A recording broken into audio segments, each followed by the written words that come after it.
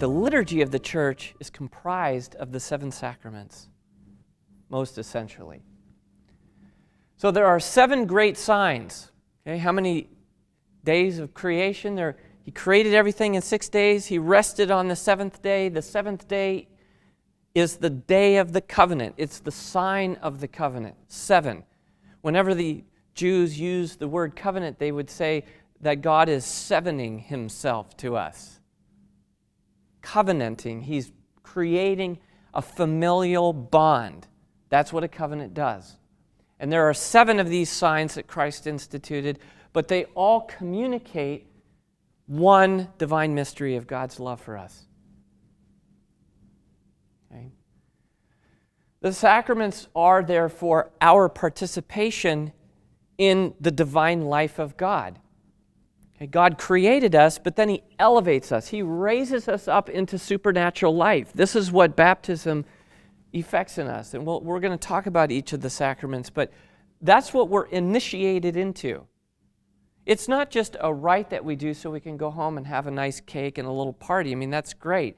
But some of the fathers of the church said that if you could see the soul of a baptized person the moment after baptism, you would be tempted to fall on your face and worship them because their beauty would be so stunning and radiant.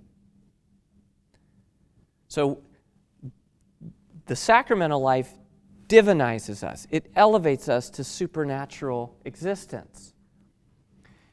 The sacraments also build up the church as the bride of Christ. It's how God is preparing his bride, adorning her, and preparing for the great wedding feast at the end. Okay. And therefore, the sacraments are unitive. The primary purpose is to draw us together into one people who form one bride to be one with the bridegroom.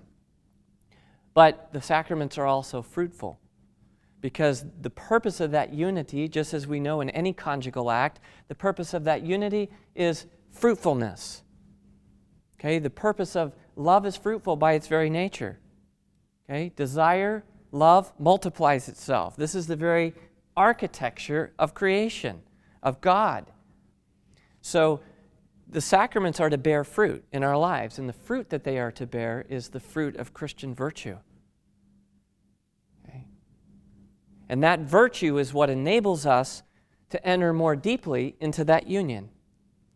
So the fruit of our Christian discipleship leads into greater intimacy with God. And greater intimacy makes us more fruitful, and that fruit allows us to enter into more intimacy. Do you see that? It's beautiful. That's the eternal procession of love within the Godhead imaged in our relationship with God and with each other. Okay? And finally, they form us as disciples of Jesus. It's the way of Christian discipleship is not just a way of imitation. You don't just read a book and then just sort of figure out, okay, I guess I got to do this with my life now. What the sacraments do is effect in us the reality that they signify. So if we're going to be divinized, if we're going to become like God, God has to impute to us that righteousness, that sacred holiness. And so discipleship is more than imitation, it's participation.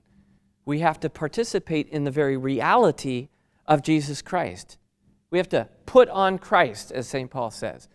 We have to enter into Christ or allow Christ to enter into us.